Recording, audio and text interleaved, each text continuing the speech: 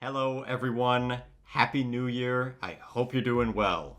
Season 8 of Paladins, Wekono's Wake, is upon us, with a bit to talk about. Before I do so though, I want to preface that this will be my last patch review video for Paladins. I will give more info behind this decision towards the end of the video. I also want to say, I did not play the PTS, as when I had the option to, there was a whopping 30 players in queue. Yikes! Each season brings something big. Unfortunately for us, it's not a new champion. Rather, it's a new, experimental queue. Subclasses. In this mode, players can select from one of 3 passives prior to picking a talent, akin to Octavia. The passives differ on your role. For damage, the first passive is Predator, where upon earning an elimination, you reduce the cooldown of your movement skill by 40%. Additionally, Amani, Strix, and Sati gain 20 of their resources. The second passive is Shock Trooper, where you gain 10% DR while standing on an objective. The third is Triage, where upon earning an elim, you drop a healing deployable at your current location. Of these 3, I see Predator and Triage being viable. Having your move skill up more often via Predator is a plus for any champion. Also, resource-based characters getting 20% of it back for free sounds good. Triage I see being viable on champions without a movement skill, or for long-range fighters who can remain out of combat to reap the benefits of the health drop. This passive is essentially kill to heal too. As for Shock Trooper, 10% damage reduction is very low, and most damage champs shouldn't play on the objective anyways. That being said, I could see a case being made for this passive when playing in Onslaught. For Flank, the first passive is Duelist, where you gain 10% CC resistance for 3 seconds after dealing 1,500 damage. The second passive is Rallyman, where upon earning an elim, you regenerate involved allies' ammo by 10%. The last is Skirmisher, where you heal for 4% of your max health every second while on a point. Of these 3 passives, well, I don't really care for any of them. The 10% CC resist by a Duelist is pathetic, standing on the point to heal for a measly 4% of your max health is also pathetic, and regenerating ammo on allies is situational. For Frontlines, the first passive is Fire Team Leader. Upon using your Q ability, you provide allies within 50 units, 30% slow resistance, and 20% move speed for 2 seconds. The second passive is Dug In. While on an objective, gain 15% CC resistance. The last is Wanderer, where you enter out of combat 1.5 seconds faster and gain 15% move speed while out of combat. For Frontlines, I think they will have the most varied of the passives. Personally, I feel that Fire Team Leader is the strongest, not for the lame slow resist, but for being able to boost ally move speed. The patch notes don't state this passive having an internal cooldown. So does this mean that Terminus can potentially spam move speed boost for his whole team by constantly triggering Siphon? The Q abilities on the front lines have wildly different cooldowns, and because of this, I see this passive not scaling equally amongst all front lines. Dug In seems like the weakest of the options, but I could see a use for it if you're against teams with light CC and don't want to invest in resilience. As for Wanderer, Yaggorath mains are frothing at the mouth with this one.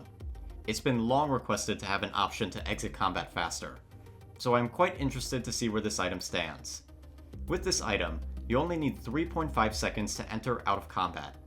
While Yaggorath and other mobile heavy tanks will benefit the most from this, I can't see this item being a staple for most tanks, even point tanks, so long as they break LOS.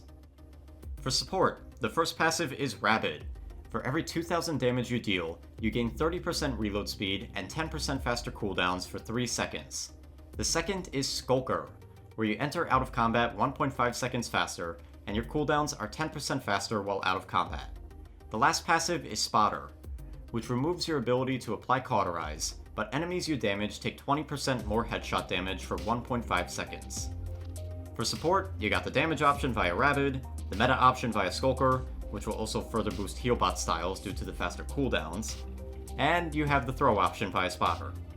Losing the ability to apply Caught is a huge detriment in my eyes. The only time I could see this passive aiding is if you're on a team with double snipers.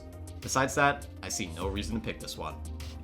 When it was first revealed, I thought I wouldn't really like these passives, as I worried that they would disproportionately push certain champions over the edge.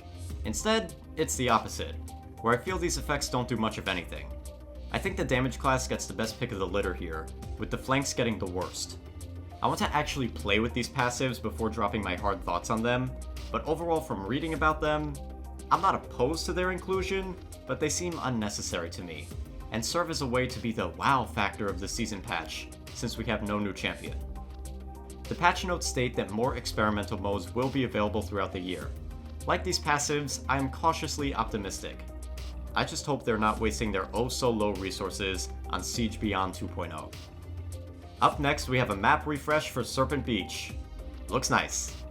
And the layout hasn't been changed, so it should play exactly the same. I don't really care for Siege maps, but this is one of the few maps in that mode that I like, so I'm happy to see it updated. Up next, we got a new queue specifically for newbies to Paladins. The newcomer queue is a Siege-only queue that is exclusive to accounts below level 35. This queue will give newbies and smurfs a fun playground to mess around in. I think this should have been added eons ago, so I am in favor. I've been seeing a lot of newbies in my games, many of which are clearly playing from mommy's work laptop. Hopefully these players will be less common in higher MMR matches. Well, assuming the matchmaker doesn't have a stroke. Continuing on, we have some new settings for custom games. These options include the ability to enable or disable subclasses, the ability to enable the Siege Beyond item store, the ability to override loadout card levels, allowing you to play cards to the max in a custom, and talent selection, which allows players to use truly talented options in customs. Very nice changes here. I just wish we got a fix to spectating customs. I've been wanting to host a Paladins tournament for a while now, but I can't because the spectator feature doesn't work. Ranked Season 8 is upon us with some boring changes I'll skip over. Let's be honest, nobody plays Ranked, and a vast majority that do only play for the limited skin.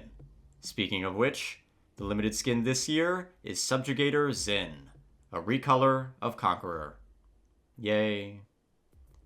Continuing on with skins, our recycled event pass is Wekono's Wake.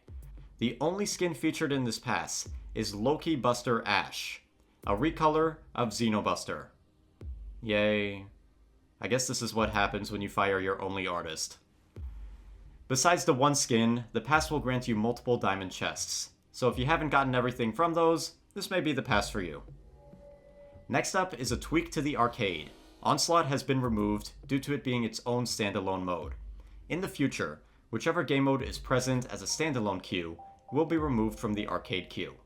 Next patch, Onslaught is being swapped with TDM, so I might not be playing much. Alrighty, we got a lot of balance. Let's kick it off with the item store. Blast Shields is up first with a price decrease going from 300 scaling to 275 scaling. Blasters aren't as common as direct damagers, so I think the price adjustment is fine. Next is Bulldozer and Wrecker. Bulldozer scaling is going up from 30, 60, 90 to 50, 100, 150%, while Wrecker scaling is being doubled, going from 30, 60, 90 to 60, 120, 180%. I really don't like these changes.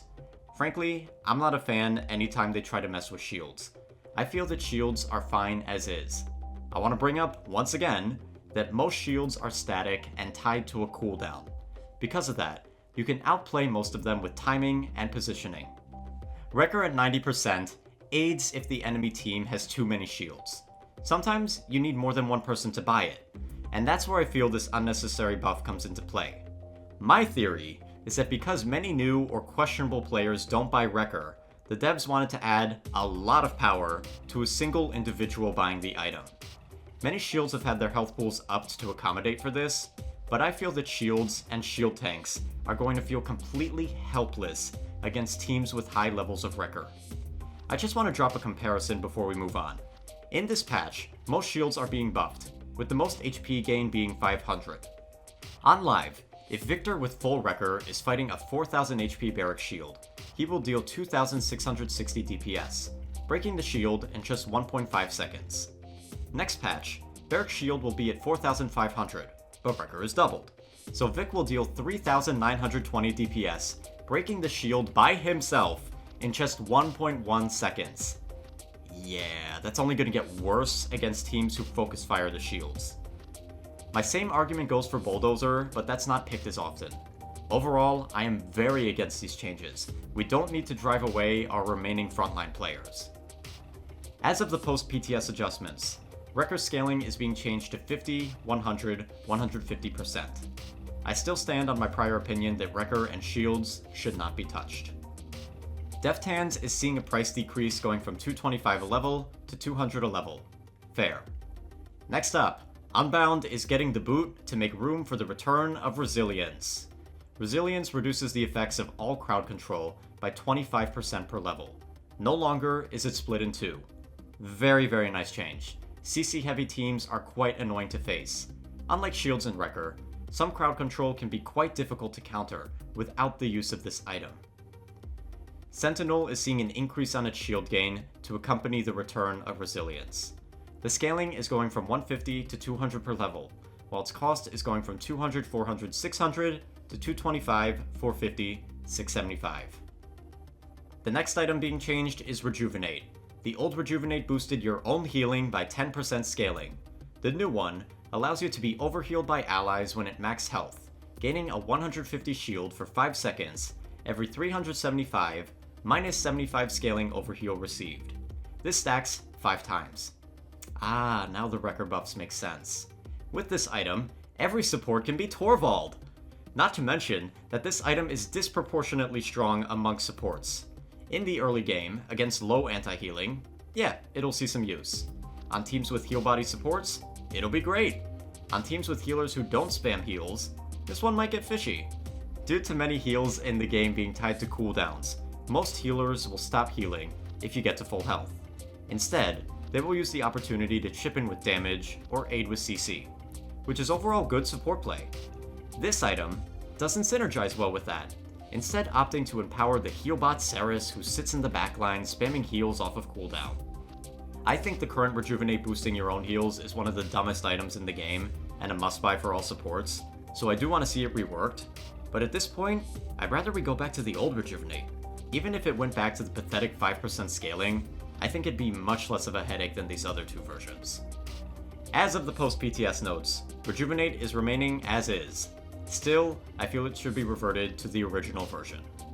I feel that overall, any changes to the item store will eventually be reverted. It might take one patch, it might take years. Nimble got buffed to pre-values, Haven and Blast Shields returned, Resilience returned, and I feel that Rejuvenate will return too. As a vet, most changes to the item store seem pointless. I'd rather they stop messing with it. Okay, champion balance time. We have 2 sweeping changes.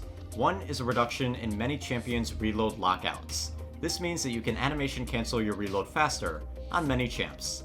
These include Androxus, Caspian, Cassie, Corvus, Drogo, Grok, Io, Lex, Pip, Rom, Seven, Strix, Talus, Tiberius, Torvald, Vivian, and Willow. The second overarching change is the addition of a new status effect, Shock, which at the moment is just a visual change, only truly affecting Kinessa, who we'll discuss later. Alrighty, actual balance time. Ashe is getting shield buffs. Her base shield and Fortress Breaker shield are gaining 250 HP. Against the new Wrecker, that means little. Barrack is next, and a definite winner with many card buffs. But first, base kit. The blunderbuss's accuracy has been upped from 0.8 to 0.85, meaning the gun is about 5% more accurate. The Barricade is getting a useless HP buff, going from 4,000 to 4,500. The Dome Shield follows, with its HP going from 10,000 to 14,000. The uptime of the ult is also going from 6 seconds to 8 seconds. The uptime buff I like. As for the buff to the shield HP, that's only going to matter against teams without Wrecker. Teams with Wrecker will be melting the shield in about the same time as now. Really not much to talk about for the base kit. These can all be considered quality of life buffs that won't really account for much. However, as mentioned, Barrack has a lot of card buffs. 10 cards are being buffed or changed. The first is to Accelerator Field, which boosts move speed to allies passing through Barricade. The uptime is going from 4 to 5 seconds. Additionally, the move speed per level is going from 10% to 12%. Capped out, you could give allies a whopping 60% move speed bonus. This is one of my favorite cards on Barrack. I'm happy to see it buffed. We're definitely bringing the train out again next patch. Next is Bowling Ball, which gives Barrack a shield upon using rocket boots. The scaling is going from 150 to 175 a level. Capped out, your self-shielding goes from 750 to 875. Back in the days when it scaled by 300, this was Barrick's best card. Since its nerf, it's remained strong, but definitely fell from grace. I appreciate that the devs are playing it safe with this one, by not upping the scaling too much. Next is Bunker, which increases the health of Barricade. The card is going from 200 a level to 250 a level. A pointless buff in lieu of the new wrecker. Next is Combat Repair, which heals all of your turrets when you're standing near one. The scaling is going from 90 to 100 per level. Again, another one they're playing it safe with. This is actually a pretty nice change for the recently buffed Forge Fire talent. Next we got Double Time, which heals you for 3 seconds after using Rocket Boots. The scaling is going from 50 a level to 65 a level. Capped out, the card goes from 250 heals a second to 325 a second. Very nice. Failsafe is getting a shift.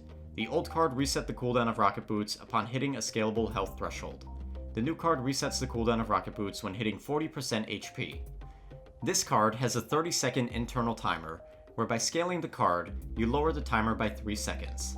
I'm quite in favor of changes like these to filler-type cards. Now the card is useful, even at level 1. I foresee it making its way into many builds, especially when comboed with Bowling Ball and Double Time. Next is Field Deploy. This card heals you each time your turret hits someone. The scaling is going from 20 health per level to 50 health a level. Now when hit, you will heal for 250 per turret hit, up from a measly 100. Next is Forged Alloy. This card increases the HP of your turrets. The scaling is going from 140 to 150. A small change that I don't see mattering too much. Second to last is what used to be a staple for Barrick, Healing Station, the card that heals you when standing near a turret. The healing is going from 25 scaling to 50 scaling. Capped out, you will now heal 250 a second, up from 125. Last up is Palisade, which reduces the cooldown of Barricade. Scaling is going from 0.4 seconds to 0.6 seconds. Capped, the cooldown reduction goes from 2 to 3 seconds. Nice. Barrick is a champion who is heavily reliant on his cards as opposed to talents. These card buffs look to return his status as the self-healing tank, a niche I'm happy to see return. For anyone who's worried about this being too strong, do remember that Cauterize exists. Barrick also has some nice options now, if you choose to not opt for a self-healing build. Up next are buffs for Betty La Bomba's Cluster Grenade. The grenade now instantly detonates upon hitting enemies or shields. Additionally, the secondary detonation timer has been lowered from 3 to 2 seconds. Listen, I like Betty, but doesn't this change make her a lot more spammy? And dare I say, does it give her a burst combo? A weak one, sure, all things considered, but still. Another one with a lot of buffs. Unfortunately, it's Buck. Netshot and Recovery's cooldowns are going from 10 to 8 seconds. Recovery's channel time has been lowered from 1.5 to 1.2 seconds, meaning it heals you faster. To accompany these cooldown buffs, the Concussion and Reconstruction cards, which reduce cooldowns on Recovery and Netshot, are being lowered from 1 second to 0.6 second scaling. Capped out, you retain the same cooldowns. Additionally, the Giga Siphon card is being tweaked. The old card granted you move speed while Recovery was active. The new card grants you 8% scaling move speed for 3 seconds after using Recovery, meaning that you have more uptime on your speed. Bucks also got 2 talent changes. Bulk Up's bonus healing is going from 400 to 600, while Ensnare's bonus damage is going from 20 to 25%. While nice, I feel that both of these buffs won't shake up the talent hierarchy, since Bounce House is still Buck's best option. If anything, Bounce House got better because of the base kit buffs. I really hope they consider lowering the power of some of the prominent Bounce House cards. That talent can be quite obnoxious when wielded by a half-decent player. Someone on this dev team really loves Cassie. Once again, she's here in the patch notes, with buffs. Dodge roll's cooldown is going from 7 to 6 seconds. Unnecessary, but okay. Big Game's max health damage bonus is going from 8 to 9%. Okay. Drain Life, which is the card that heals you upon hitting Blast Shot, is getting its scaling up from 75 to 85. Okay. Onslaught, which heals you upon using Roll, is getting the same buff. Okay. Intense Training, which increases move speed after using Dodge Roll, is seeing its time limit up from 1.5 to 2 seconds. Okay, well, actually this is one I'm in favor of. 1.5 seconds is too short to be noticeable. And last, Incitement, which grants cooldown reductions on Dodge Roll, is seeing a similar nerf to Buck to accommodate for the base kit buff. In general, all these changes are attempting to buff Cassie's playstyle through her role. I don't like this champion, I think she's been fine for many patches, but the devs love to keep feeding her buffs. At least she's not getting poison damage, am I right? Also delete her burst combo. Next is Dredge, following the trend with another slew of changes. His base move speed has been upped from 340 to 350, which means he now moves as fast as Terminus. Scuttle is getting a nerf, with the reload projectiles damage going down from 850 to 700. Fair change, since this is an annoying talent. The base Abyssal reloads damage is going from 850 back to its release 1000. That's going to be pretty scary against the Dredge players who know how to use it. Next is an interesting rework to Hurl. The old talent removes the cooldown on Harpoon, while also removing the slow it applies. The new version refunds the cooldown of Harpoon upon hitting the ability. Additionally, hits with Harpoon generate 50% more ult charge. I mean, I understand the thought process with this talent. So long as you keep hitting Harpoons, you keep getting it refunded. Good Dredge players will be rewarded more through the bonus ult charge. But this change seems unnecessary. Was anyone really complaining about the old Hurl? Sure, it could be annoying with good players, but its strength of range was cancelled out by the lack of Cauterize. Just seems odd to change this talent when it's remained the same since Dredge's launch. On to some card changes. First is Abyss Cannon. This is the card that gives you ammo back upon hitting broadside. The scaling is going from 1 to 2, making the card better as a filler and overall promoting more broadside spam. Gun Deck is next with a shift. This card boosts your max ammo and reload speed. Well, now it only boosts reload speed, because the ammo bonus is getting the boot. To accommodate, the reload speed scaling has been upped from 3 to 4%. Next card is Plank Walker, which heals you upon exiting Shortcut. The scaling is going from 100 to 120. Now you heal for 600 when capped out. Not too bad, but I feel that Dredge's other healing card through Shortcut is stronger. Haul on the Bowline is next with a buff. This is the card that boosts your reload speed upon using Shortcut. The scaling is going from 7 to 8%, and the uptime is going from 3 to 4 seconds. Fair change, I don't see the current card picked much. Last card buff is for Heave Away, which reduces the cooldown of Harpoon upon hitting broadside. The scaling is going from 0.2 seconds to 0.6 seconds. Now when capped, you get 3 seconds off of Harpoon's cooldown, up from 1 second. Keep in mind that this card can proc 3 times at once, so in the perfect scenario, you could get 9 seconds off of a Harpoon. A nice buff for Abyss Spike players, but we all know this buff is to accommodate the new Hurl. Up next, we have 2 buffs for Drogos. Salvo's cooldown is going from 20 to 18 seconds. I think it's fair, as 20 seconds is the longest cooldown in the game. Outside of the burst combo, the long cooldown doesn't justify the ability. The card Follow the Scent is being reworked. The old card increased the size of Fire Spit. The card was very deceptive though, as it only increased the size of the projectile itself, not the actual explosion range.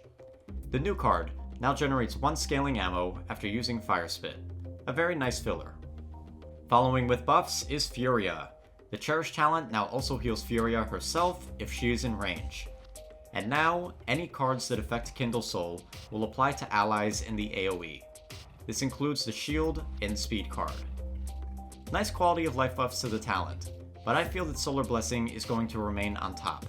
The AoE on this talent is still quite small and lacks an indicator. Going back to the Speed card, Lightforge, it's seeing an increase in its duration, going from 1.5 to 2 seconds. Very nice. As mentioned earlier with Cassie, I think 1.5 seconds is too short for a speed boost. Next we have a buff for Grok's Spirit's Domain talent.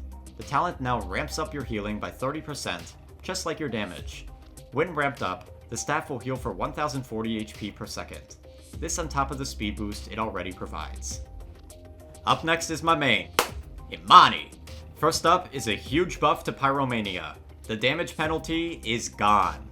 Now you get full damage AoE shots that generate more mana.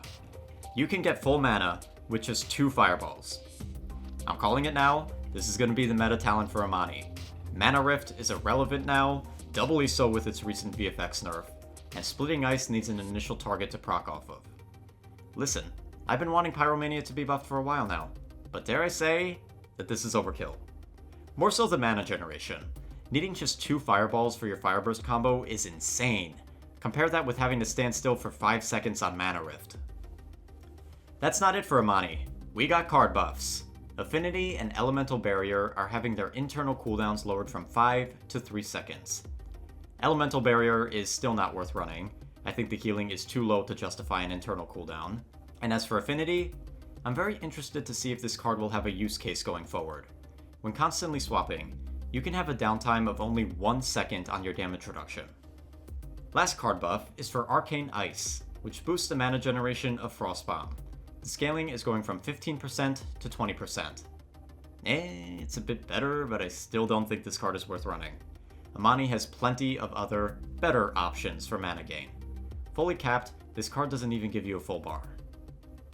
Next up is Inara's Crag card. This card heals you upon using Impasse. Its internal cooldown is getting the boot. Cool. Kasumi is losing damage falloff on the Yokai doll, meaning it will deal full damage in its 120 unit range. Additionally, the doll's bonus damage to shields and deployables is being upped from 250% to 400%. Nice quality of life changes for the worst flank in the game, because she still lacks a movement skill. Next up is Khan, first with a weirdly worded change. The heavy repeater's post-fire time is going from 0.24 to 0.22 seconds. I think they meant to say the fire rate, because the dev notes state that Khan's weapon fires 20% faster now. To bounce off of this, the Storm of Bullets talent is being adjusted, with its bonus fire rate going from 60 to 40%. Basically, the talent functions the exact same, while the base gun fires a bit faster. I get what they're trying to do here. By having Khan's weapon be better at base, they intend to shift his play rate amongst all talents. Well, what better way to do that than by buffing Vortex Grip. Now while enemies are being grabbed, they are weakened for 1.4 seconds. During this time, they take a bonus 15% damage from weapon shots. I get what they're going for here, and while I don't think this buff is too outrageous, I feel it's unnecessary. I think that the current Vortex Grip is already a sleeper pick, and I would have preferred to see if the base fire rate change alone would have bumped its pick rate up. Rolling it back for base kit buffs, Bulwark is having its shield HP up from 4,400 to 4,500. Okay. Last up, the card Shield Wall, which boosts Bulwark's HP, is going from 200 scaling to 250 scaling. Okay. Kinessa is up next with some tweaks. Her passive of revealing enemies hit with sniper shots is being removed. Instead, it applies Shock to enemies. Her Oppressor Mines also do the same. How does Shock play into Kinessa, you ask? Her new talent, High Voltage, which replaces Crystalline Battery. The old talent allowed Oppressor Mines to target you as Kinessa. While doing so, they healed you and amped up Carbine Rifle's damage by 15%. The new talent, High Voltage, simply makes the Carbine Rifle deal 25% bonus damage to shocked players. So essentially, if they're taking damage from a mine, you're dealing bonus damage via the rifle. Simple change here. Sounds fun. Next is Maeve with a talent rework. Street Justice is getting the boot. This talent extended the duration of Midnight and allowed Pounce to execute targets below 40% HP during the ult. The new talent is Artful Dodger and does the following. Activating 9 lives, interrupts and cleanses all crowd control effects. You also gain an additional mid-air jump. Triple Jump Maeve is finally back after years. I also really dig the idea of interrupting crowd control. I think it'll be a fun, but fair concept, given 9 lives long cooldown. If the CC interrupt was all the talent provided, then I wouldn't be as impressed, but the bonus jump will aid in its viability. Next is Makoa. Shell Shield HP is going from 4,000 to 4,500. Yay. Ancient Rage is losing its size increase and headshot damage reduction. The size bonus is being shifted to the Leviathan talent, and said talent now also refunds the cooldown of Shell Shield. Additionally, Half Shell now provides a bonus 500 shield health, while Barrier Reef, the card that refunds part of Shell Shield's cooldown based on damage, is having its trigger threshold upped from 900 to 1000. Really wish they would just delete this card altogether. Shield spam like this is annoying, and it's the only thing justifying the Wrecker buffs. Continuing with buffs is Moji. Sparkle no longer applies a self-slow. Very nice, I was not a fan of that stat with her rework. Magic Shield's duration is being upped from 4 to 5 seconds, and the instant shielding given to allies is being doubled, going from 100 to 200. Over the duration, allies will gain 600 shields, up from 500. I like the little nudge up to the instant shield. Oftentimes when running out of heals, you want to pop shield to save allies. But if they're too low, the 100 shields oftentimes won't matter. Another 100 shields might make the difference in such a scenario. The Jubilation talent is next. The max stack damage is going from 800 to 1000, finally giving Moji her old damage numbers. That's how the talent should have been on launch, to give Moji players a best of both worlds. Another nice change for old flank Moji mains is the rework to the Morning Breath card. The old card reduced the self-slow of Sparkle. The new card grants you a 20% scaling chance to not consume ammo when hitting an enemy with Sparkle. Capped out, you will not have to reload at all. So for damage Mojis, this might be a must pick. But I could also see this card making its way into hybrid builds too. If you can line up enemies and allies, you can maintain more damage and healing. Interested to play with this one. Last for Moji is a buff to Shimmering. This card grants CC reduction to allies with a magic shield.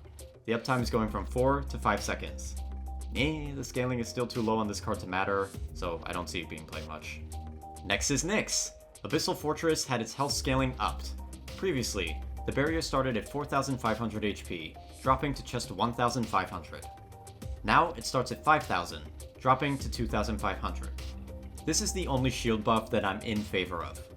The barrier having so little health at range made it pointless to use in that manner. Also, the Unyielding Advance card, the one that increases the shield's HP, is being upped from 200 to 250 per level. Up next is the winner of the patch in my eyes. That is Pip.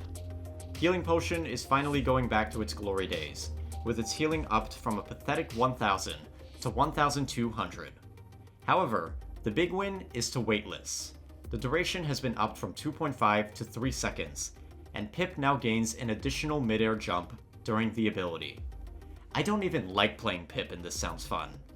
It's going to be funny to see all the rollouts available to him now. Additionally, this remedies the issue of Pip losing all his momentum in the air when being hit by certain skills, since he can use his second jump to remedy that now. On top of this, the Mega Potion talent has been tweaked. Instead of doubling Potion's heal, it now heals for a bonus 1000. Overall, it is buffed when compared to live, now healing for 2200, up from 2000. This on top of the 200 shield. Another champion with a set of changes is Sha Lin. First, a new passive, Copying Silicone Sky, Hazy Vision. While stealth, Sha Lin moves 20% faster. Okay, he's a damage, not a flank, but sure. The longbow no longer slows Sha Lin while firing. Nice quality of life change. And talents. Desert Silence is getting the boot. This talent allowed Crippling Arrow to silence and slow enemies' hit. Easily one of the most frustrating talents on the receiving end. His new talent is Desert Shadow. Eliminations enter you into stealth for 2 seconds. Shots from stealth deal 200 increased damage. I see. We're replacing one annoying talent with another. So just by popping Withdraw, you get a free 1200 damage burst option. And with the added snowball potential, due to the free invis on a limb. Not to mention that this talent gives you a free 20% damage boost to your ultimate. Like I said, one annoying talent to another. Speaking of annoying talents, I lied when I said Desert Silence was the most frustrating. I think Sand Trap takes that title. It's getting buffed. The 1 second cooldown penalty is being removed, but its blast radius is being lowered from 20 to 12 units. First of all, the blast radius is not the strength of this talent, it's the free 300 bonus damage attached to the Crippling Arrow that allows for a 1300 burst. A burst that can be applied a second sooner now. Awesome! To wrap up Sha Lin, we have a card change, Poise. The old card reduced the move speed penalty from using the bow. The new card grants you 40 increased jump height while in stealth. I guess it could be a fun card to combo with his new talent. Overall, I hope Sha Lin stays an underplayed champion. In my opinion, he was a strong sleeper pick prior to these buffs, but nobody complained because nobody plays him. Let's see if that changes going forward. Up next we have Sky with a new card, Twilight Armor.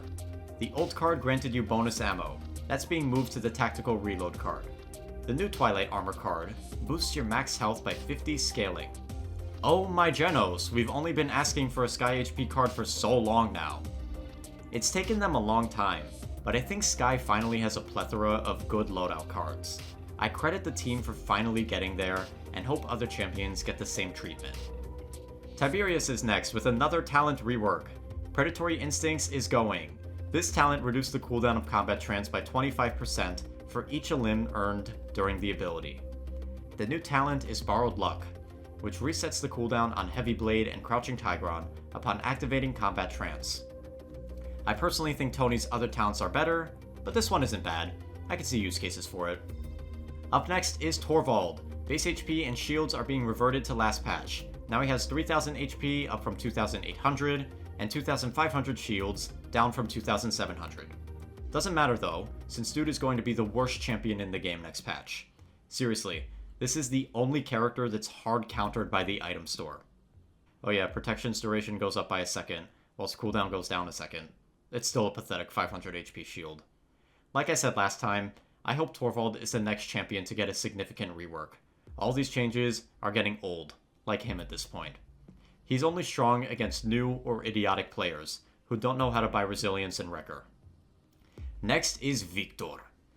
Cardio now boosts your jump height by 150% during Hustle. Okay. Shrapnel now deals a bonus 150 damage. Wow, surprised to see that one, since the bonus damage was booted a while ago, due to being oppressive. Vivian's Deflector Shield is seeing its HP go from 1200 to 1500. The newbies aren't gonna like that one. Suspect Everyone is being tweaked. The talent no longer grants bonus shield health, but its internal cooldown is being removed. This is still one of the most boring talents in the game. Really wish it was being reworked instead. Willow's Fauna card is being reworked. I can't believe this is the last time I get to say this. The old garbage boosted your out-of-combat movement speed. The new card increases the knockback you receive from your weapon shots by 40% scaling. It might sound confusing to some, but shooting yourself to rocket jump has been a new strategy on Willow with the addition of her hovering passive. I think it's great that players have an option to strengthen that. Also, this marks the end of the last out-of-combat move speed card. RIP, you will not be missed. Next is Yagarath. Devour no longer refunds 30% ult charge if the target takes 1000 damage due to collision. Fair. They also got rid of the silly crit spots on her tail. That's fine, I completely forgot about that dumb change. Additionally, the ultimate sight check has been modified. Now, Yagarath cannot pull people through walls. A tall middle finger for the Yagarath players who would abuse this on Bazaar. Good flippin' riddance. Next, and big one for Yagarath, it took, 4 years now? Unnatural Persistence is finally being reworked. The old garbage granted you scaling healing over time while standing on a point. The new card allows you to receive 50% bonus healing from others, while in hardening. I like this version a lot more, and I can't wait to try it out with the max heals Yagarath strat. Last for Yagarath is a buff to Sight Begets Strength. The shield HP is going from 900 to 1000, and the duration of the shields and speed boost is going from 4 to 5 seconds. Nice buff here. Last up for our patch notes is a new card for Ying. Ephemeral. I don't know if I pronounced that right. The old card increased your reload speed. The new card reduces the cooldown of Dimensional Link by 0.5% scaling for each hit with your weapon. I like this option for Ying. Like Sky, Ying's been getting a lot of love with the cards. And that's that for the Wekono's Wake patch. Despite having a lot of changes here, I feel kind of meh about this update. Nothing really stuck out to me, and not much really excited me. As mentioned earlier, this is going to be my last patch review video for Paladins. I want to take the opportunity to explain why I'm not going to be making any in the future. I hate to say it, but I feel Paladins is on a downwards trend. It's been a year and a half since our last champion, who was an Echo. So more accurately, it's been 2 years since our last new champion, Nyx. While I wouldn't say the game is dying, as we still get arguably large balance patches like this, I just don't feel very excited about new Paladins patches. This is our season patch, which should be the biggest update of the year, and all I could muster up is a yay. I just want to compare our past seasons and their highlights to now. Season 2 brought us Champion 40, Imani, who to this day is still one of the best designed damage champions both visually and from a unique gameplay perspective. This season also introduced crossplay to Paladins. Season 3 dropped Tiberius and the first community battle pass. Season 4 gave us Yagurath, who was hyped up for a very long time. While overpowered on launch, she offered a very unique playstyle. Season 5 gave us Seven, and also gave us the short-lived Schisms. Season 6 gave us Nyx, and the return of Payload. Season 7 started to fall off, with no new champion. Instead, we got the new item store. And then Season 8? What's the big highlight here? Passives that might not even make it to the base game? While I love Paladins, and will continue to enjoy it as my hero shooter of choice, it's hard to get excited with recent patches, when all they offer is card changes and recycled battle passes. I know I'm not the only one who feels this way, as Paladins is losing all of its content creators on YouTube. Kami quit, Creepers quit, CurbZM quit. The head honcho of Paladins, Andrew Chicken, is debating on quitting. These are the most loyal of the Paladins community, who stuck it out through thick and thin. If they're all leaving now, then something's very wrong. I do want to preface that I am not quitting Paladins, but I am not going to be making future patch reviews going forward, unless there's a really exciting patch to talk about. Additionally, I'm planning on slowing down scripted videos for Paladins in the future. I have the Imani and Terminus guide planned, then I have a few character concepts I want to show off. Afterwards, I'm not too sure if I'll continue Paladin scripted content. Now, this next section may be a bit rambly, I just want to drop that warning. My first reason for this decision is that I feel my channel stagnated 2 years ago. It's frustrating to put a lot of effort into a video and see little rewards for it. This video, for example, while it seems simple on the surface, just talking about a patch, I have to review the whole patch notes, write my script, 26 pages worth on this video, mind you, record myself reading said script, edit out the numerous hiccups and stutters, get photos of every single balance change to attach to the video, and get background footage to accompany it. That takes a bit of time. I also work full-time, so my free time, and more importantly my energy, to work on these videos isn't always there. I would rather dedicate those resources to videos I'm more passionate about.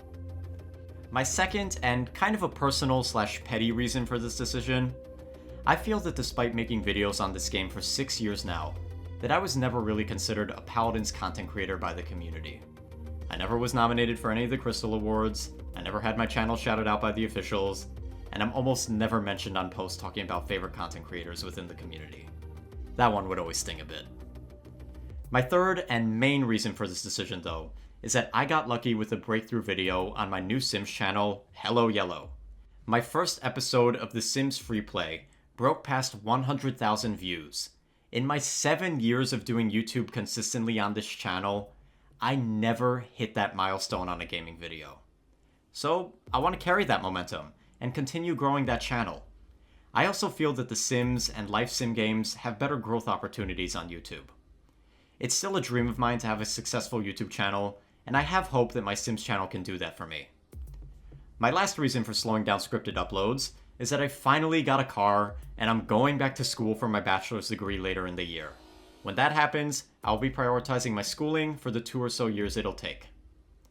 Going back to Paladins, I really feel it missed its chance to gain an influx of new players in the downtime between Overwatch 1 and 2. I blame their parent company Hi-Rez, who seems allergic to giving this game a budget, and have a history of mismanaging their titles. From what's been told to us, Paladins isn't going anywhere, but it seems unlikely that it will have a big banger update in the future. It seems we'll continue to get boring updates like this going forward. At this point, I'm joining the bandwagon. I want to see a Paladins too. Since this video turned into a mild channel update, I want to repeat that I am not quitting Paladins. It's my intent to upload the update to the Imani guide, as well as the Terminus guide within the coming months. As previously mentioned, I also have some new character concepts as well.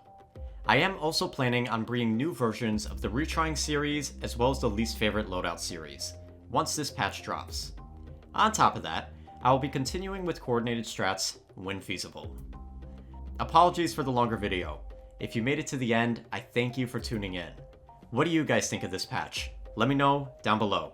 Don't forget to clap that like button and laser down that sub button. Satching the bell is also a great way to stay in the loop.